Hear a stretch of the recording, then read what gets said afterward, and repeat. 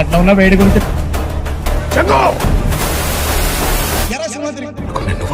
Hi guys, welcome to my channel. ఈ రోజు సినీ updates చూద్దాం.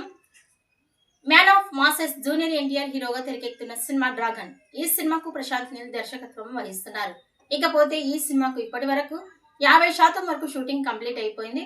అయితే ఈ సినిమాను ఈ సంవత్సరం జూన్ లో రిలీజ్ చేయాలని ప్లాన్ చేశారు మేకర్స్. కానీ ఇంకా షూటింగ్ జరుగుతూ ఉండడం కారణంగా ఈ సినిమా ఈ సంవత్సరం వచ్చే అవకాశం లేనట్టుగా కనిపిస్తోంది. అయితే ఈ సినిమా వచ్చే ఏడాది డిసెంబర్ నెలకంతా రిలీజ్ చేసే అవకాశాలు ఉన్నట్లుగా తెలుస్తోంది.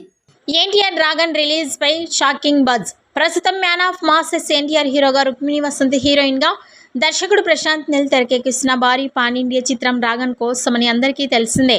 నెక్స్ట్ లెవెల్ హైప్ ఉన్న ఈ సినిమా దాదాపు 3 ఏళ్ల వెనుక అనౌన్స్మెంట్ అయింది. షూటింగ్ కూడా మొదలై 1.5 పైగా దాటింది.